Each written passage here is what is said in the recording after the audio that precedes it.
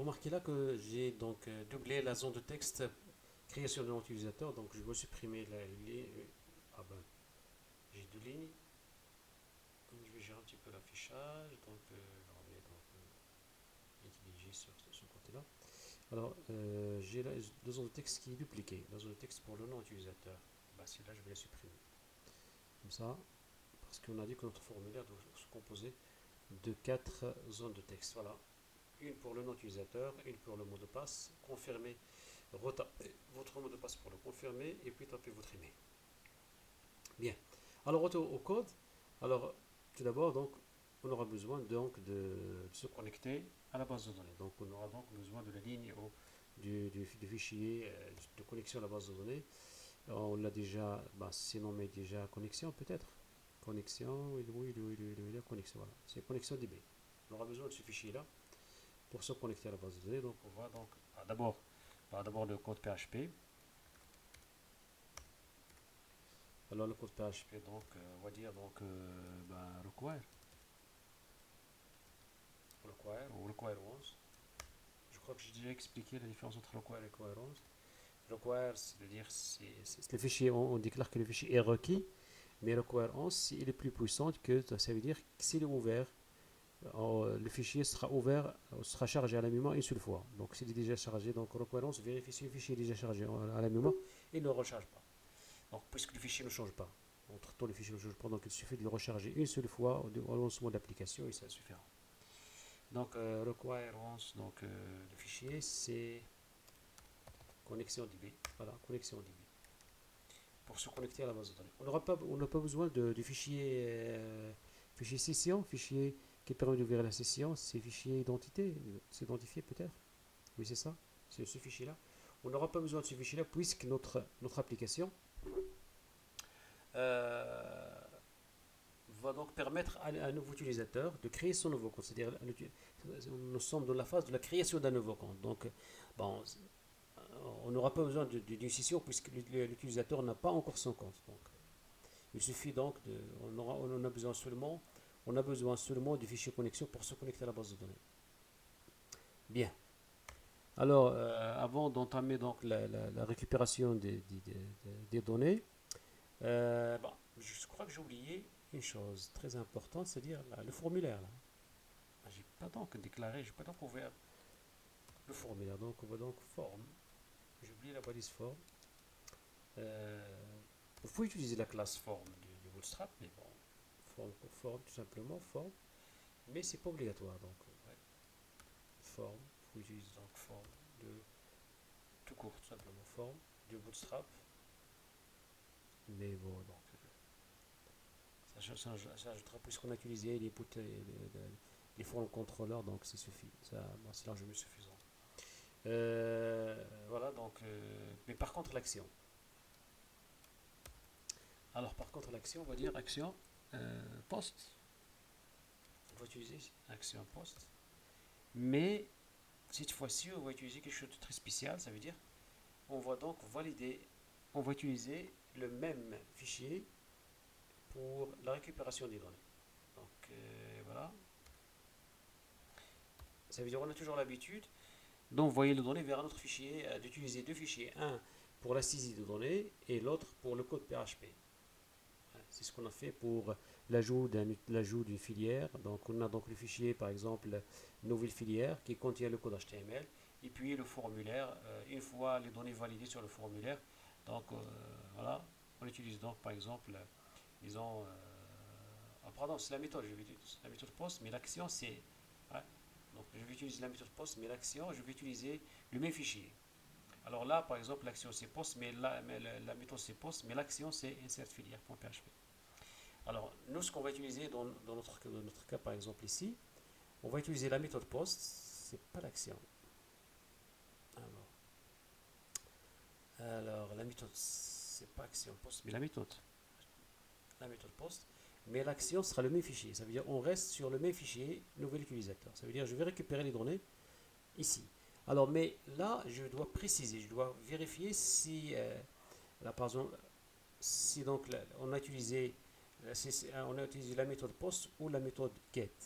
On doit d'abord vérifier pour ne pas donc pour ne pas tomber dans le piège de l'URL, parce que vous savez très bien, si on utilise la méthode, vous savez très bien, si on écrit le code HTML ici, le code PHP ici, ça veut dire que c'est un code qui est donc accessible via la méthode get. Ça veut dire si on accède à la page via l'URL, parce que vous savez très bien, ça c'est la création de nouveaux comptes, donc on n'a pas utilisé donc de la scission, ça veut dire n'importe quel utilisateur peut donc accéder à ce fichier-là. Donc c'est un fichier qui n'est pas en quelque sorte sécurisé, puisque c'est un fichier qui est donc qui doit être à la portée des nouveaux utilisateurs.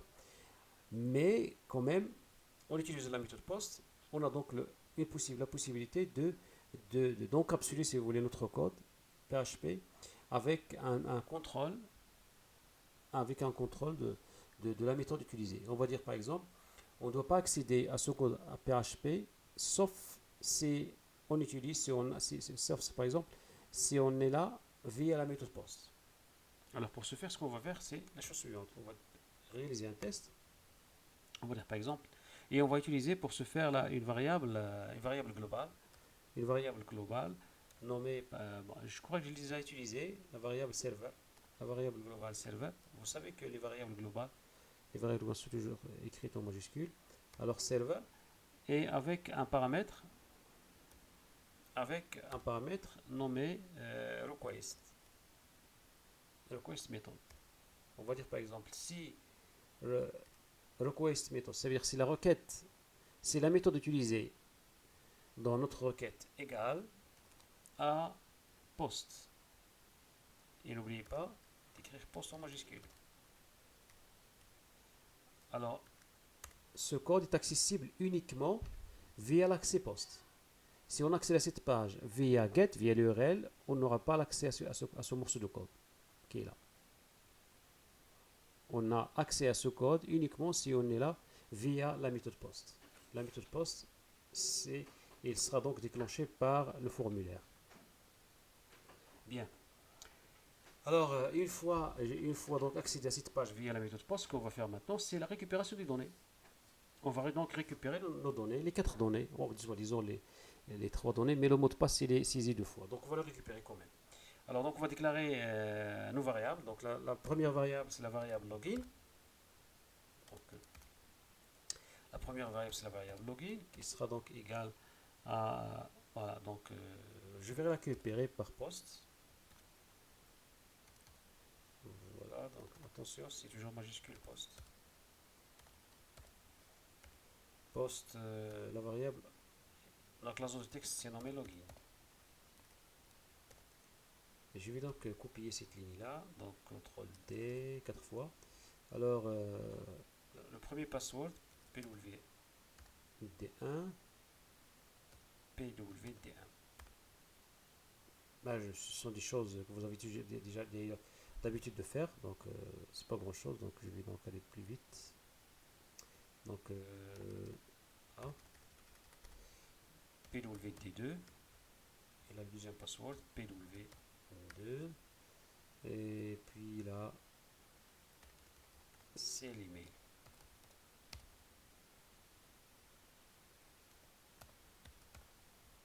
Voilà. J'ai récupéré mes données, les 4 données. Avant de les utiliser, je dois faire quelques petites vérifications. La première vérification à faire, c'est au niveau de login. Je dois vérifier, je dois être sûr que nos logins respectent bien les normes. Ça veut dire les normes qu'on a précisées en HTML4. On a fait donc, au niveau du code HTML, on a déjà fait le contrôle via HTML, c'est là, minlint, mais on peut donc faire également le contrôle via PHP. Ce qu'on va faire, c'est on va tester. D'abord, on va vérifier si le login n'est pas vide, donc i7, on va utiliser donc là, le fameux i7. Et là, la variable, c'est la variable login.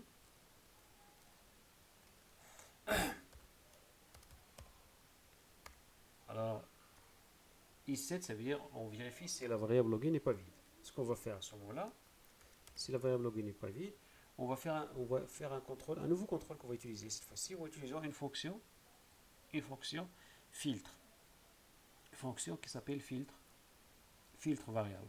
Une fonction PHP qui permet, on va utiliser une fonction PHP, ce qui s'appelle filtre variable, filtre var, qui est une fonction qui permet de vérifier le contenu d'une variable. C'est une fonction PHP, donc vous pouvez donc aller sur le site officiel de PHP.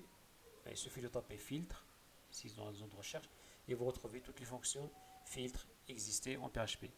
On a donc la première fonction filtre sanitize email, qui est une fonction qui permet de vérifier les emails. Ça veut dire que c'est une fonction qui permet de supprimer tous les caractères sauf les lettres par exemple et les chiffres dans un champ email. Vous utilisez celle-là pour vérifier, pour valider les données, pour ne pas laisser passer par exemple un script JavaScript ou une commande PHP ou ça. Surtout les scripts PHP, les scripts JavaScript. Surtout donc les JavaScript, parce que vous savez très bien que si on saisit un script JavaScript dans une du texte, ça peut donc provoquer une faille de sécurité. Filtre sanitize par exemple en code pour vérifier les encodes, etc. Filtre sanitize par exemple number pour vérifier les number float, int, etc. Number float supprime tous les caractères sauf les chiffres, etc. Number int supprime tous les caractères sauf les chiffres, les signes, moins, etc. Spécial caractère, etc., etc. String pour vérifier la sanitize string permet de supprimer les balises, voilà, vous voyez, les balises, et supprime ou encode par exemple les caractères spéciaux. Si vous utilisez un caractère spécial, cette fonction permet de l'encoder. Bien. Alors ce qu'on va utiliser, on va utiliser cette fonction-là. Filtre string et une autre fonction filtre voilà, donc voilà, filtre string par exemple. Voilà, donc si vous voulez, donc voilà un exemple. Par exemple variable small not tag. Là remarquez que là cette variable contient un signe inférieur. Alors si on applique par exemple filtre var small, on utilise par exemple le filtre sanitize string, le résultat c'est not au tag, ça veut dire il n'y a pas de tag. Okay. Donc equal strip tag, etc. Small. Donc string permet de supprimer les balises et les caractères spéciaux. Bien. Voilà, c'est ce qu'on va faire ici. On va utiliser cette fonction-là pour valider notre login. Donc ce qu'on va faire, c'est la chose suivante. On va déclarer une nouvelle variable. Soi-disant, on va dire, soi-disant le login filtré ou filtre par exemple, filtre login. On va dire par exemple filtre login par exemple. Filtre login. Ça veut dire login filtré, si vous voulez. Filtre login, on reçoit quoi? On va utiliser la fonction filtre, la fonction PHP filtre var. Et là, la fonction admet deux variables. La première variable, c'est la valeur à filtrer. Donc la valeur à filtrer, c'est login. Et le filtre à utiliser, on va utiliser donc le filtre. C'est écrit en majuscule. Filtre. Filter sanitize. Filter sanitize.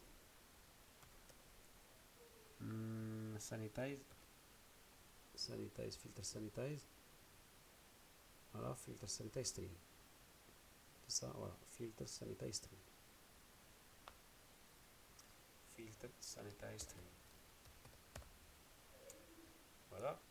Je récupère la valeur, je la stocke dans la variable filtre de login. Ça veut dire là, filtre de login, c'est mon login filtré. Ça veut dire cette fonction, ce filtre permet de supprimer tous les chiffres, tous les caractères, toutes les balises, c'est-à-dire toutes les balises qui sont susceptibles de créer une faille de sécurité, ainsi qu'il permet d'encoder les caractères spéciaux. Bien. Une fois donc le champ filtré, le champ login filtré, là je vais donc appliquer un autre test qui va, pour refaire le test qu'on a déjà fait on est au côté HTML, on va le refaire ici, côté PHP. On va vérifier la taille. On va dire par exemple, si on va donc vérifier la taille. Pour vérifier la taille d'un champ, on peut utiliser la fonction str. Str, c'est l'abréviation du string. Str length par exemple. Qui permet de vérifier la taille, ou qui retourne la taille d'un champ texte. Alors, le champ à filtrer, le champ à calculer dont on a besoin de la taille, c'est le champ filtre. Filtered. Alors, cette fonction permet de retourner le nombre de caractères de cette variable. Alors, je vais dire par exemple, si le nombre de caractères de la variable filtered string, par exemple, est inférieur à, on a dit 4, non? C'est ça, 4. Alors là, ce que je vais faire, en réalité, j'aurais besoin d'afficher un message d'erreur. Mais pour ne pas créer plusieurs variables, des messages d'erreur, je vais créer un tableau. Je vais là créer un tableau, peu n'importe, je peux le créer ici. Je vais déclarer une variable tableau qui va permettre de stocker tous les messages d'erreur. Alors là, je vais déclarer une variable, soi-disant, je vais l'appeler par exemple validate, validation, la validation, par exemple, validation ou erreur de validation. Validation error ou errors. Par exemple, c'est une variable de type tableau. En PHP, on a deux façons de déclarer un tableau. La première, c'est d'utiliser array. Ouais. Donc, tout simplement, la fonctionnalité permet de déclarer un tableau. Sinon, vous utilisez les crochets. Array crochet pour déclarer un tableau à partir de PHP 7, PHP 6. Là, j'ai déclaré un tableau, validation errors. Et à ce moment-là, ce que je vais faire, c'est à chaque fois que j'ai mis la main sur une erreur, je l'ajoute au tableau validation error. Alors ce que je vais faire, c'est donc validation error, erreur de validation. Je vais donc ajouter mon erreur mon erreur, par exemple, que je viens de détecter. Alors là, pour l'ajouter, c'est un tableau. Je vais donc déclarer une case, ajouter une case dans mon tableau qui va contenir tout simplement un message d'erreur. Je vais dire par exemple, comme message d'erreur, je vais dire tout simplement erreur. Voilà. Et on va dire le login doit contenir au moins 4 caractères. Voilà. Le login doit contenir au moins 4 caractères. Ça, c'est un message d'erreur qui sera affiché si le nombre des caractères de login est inférieur à 4. Bien. Ben, sinon, tout est bien.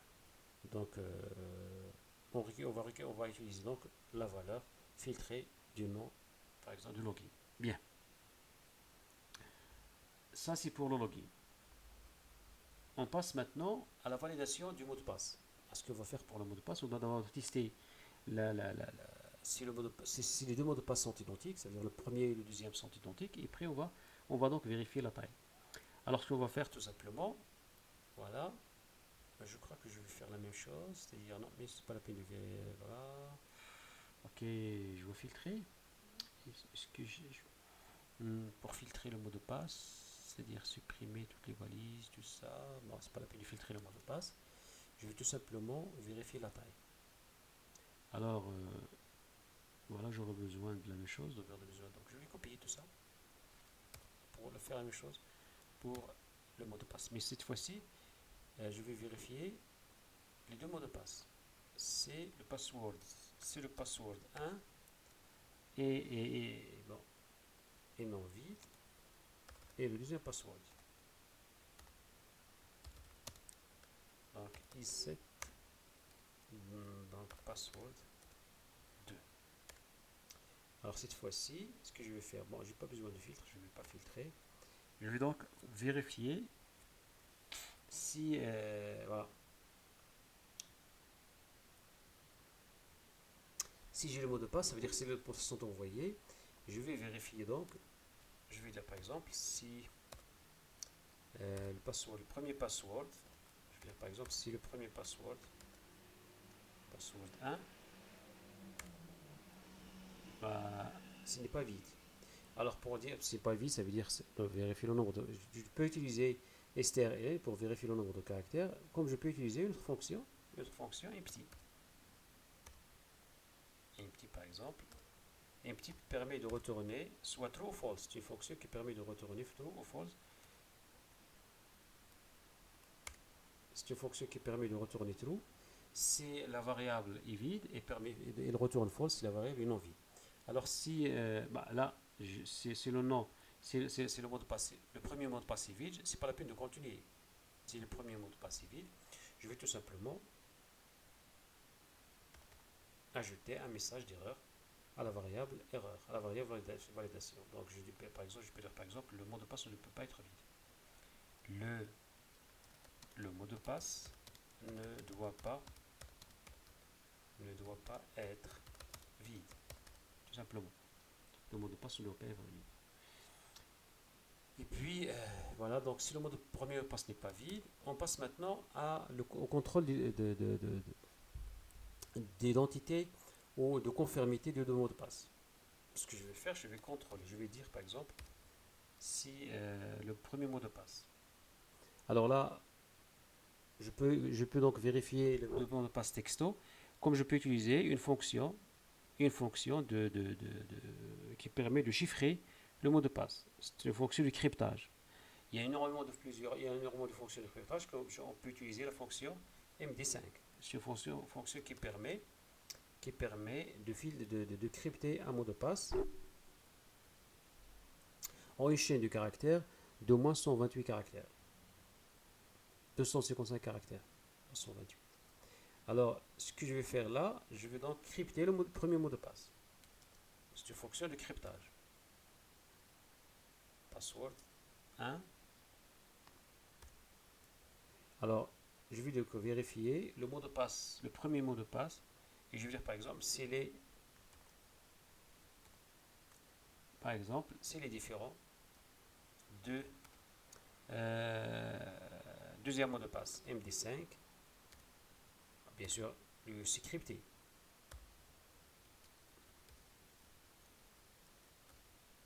Deuxième password.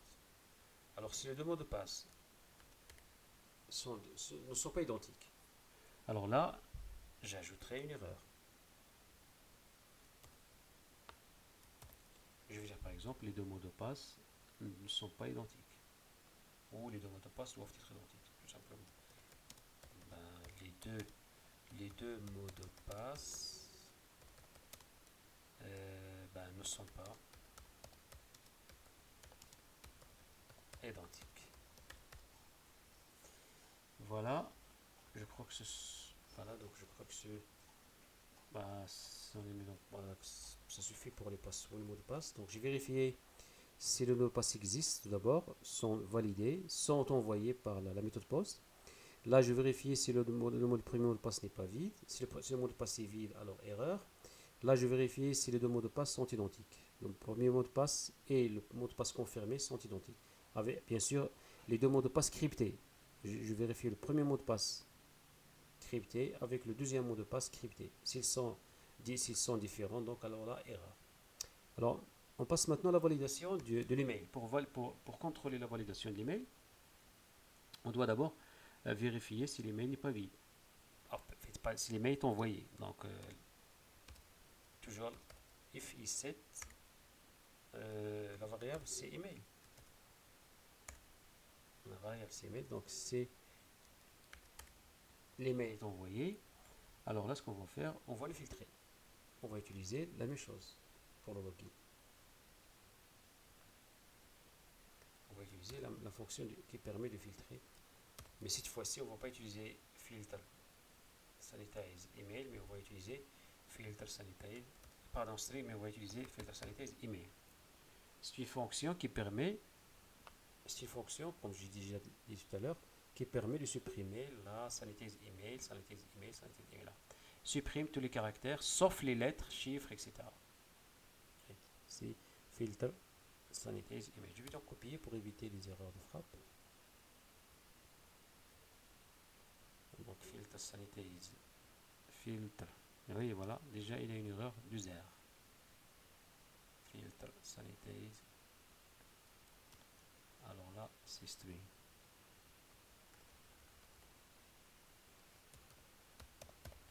Voilà. Filter sanitize, string, filter sanitize email. Alors là, je filtre l'email et je dis par exemple filtered email. Non, minuscule tout simplement. Filtered email. Et puis donc, une fois l'email filtré, Là, je vais donc valider la forme de l'email. Est-ce que c'est un email valide ou pas? Donc, filtre d'email. Est-ce que c'est un email qui est valide? Puisqu'il il est filtré par la fonction email, donc je dois m'assurer si l'email est valide. Ça veut dire s'il respecte la nomenclature des emails. Alors pour ce faire, il suffit de dire par exemple if, puisque j'ai déjà utilisé la fonction sanitize email, ça veut dire là, je suis sûr que le filtre d'email doit être un email. Alors pour ce faire, je vais tout simplement dire si la variable filtered email, là, tout simplement un test très simple. Je vais dire par exemple égal through. Ça veut dire si le filtre retourne une valeur true, ça veut dire mon email a bien été filtré. Ben sinon, ça veut dire s'il retourne false, ça veut dire différent du true, ça veut dire qu'il y a la false. Je peux donc utiliser true ou false. Alors s'il est différent de true, ça veut dire s'il est false. Ce que je vais faire ici, je vais donc créer ou rajouter un nouveau message d'erreur. Alors l'email n'est pas valide tout simplement. Erreur de validation d'email. Je vais dire par exemple là, email non valide, tout simplement. Voilà, donc on a vérifié le mot de passe, on a vérifié le login, on a vérifié les mails, reste à vérifier. Bon, maintenant on peut récupérer les données. S'il n'y a pas d'erreur, bah, on va vérifier le contenu du tableau validation d'erreur, validation erreur. S'il est vide, on peut passer à la récupération des données et bien sûr à l'ajout de l'utilisateur dans notre base de données. Donc, pour ce faire, ce qu'on va faire cette fois-ci, on va un simple test. On va vérifier si le tableau validation errors est vide. Donc c'est alors là pour vérifier, là on peut utiliser la taille, comme on peut utiliser la fonction, comme je disais tout à l'heure, la fonction empty. Si le tableau est vide. Si notre tableau est vide, ça veut dire qu'il n'y a aucune erreur. Alors à ce moment-là, on peut passer à l'étape suivante, c'est-à-dire la récupération des données. Alors avant de récupérer les données, j'ai déjà récupéré les données, mais avant d'ajouter l'utilisateur dans la base de données, il reste encore une petite chose à faire, c'est-à-dire la vérification de l'unicité de l'utilisateur. On doit d'abord effectuer une recherche au niveau de la base de données et voir si le nom de l'utilisateur est unique. Parce que si on a déjà un utilisateur ayant le même nom, donc on doit rejeter les données d'utilisateur. Donc on va afficher un message d'erreur pour inviter l'utilisateur à saisir ou à choisir un autre login. La même chose pour l'email. L'email, c'est une information clé, il doit être unique. Si on a déjà un utilisateur avec l'email, avec le même email, on doit donc rejeter les données. Bien, c'est ce qu'on va voir dans la vidéo prochaine. A tout de suite.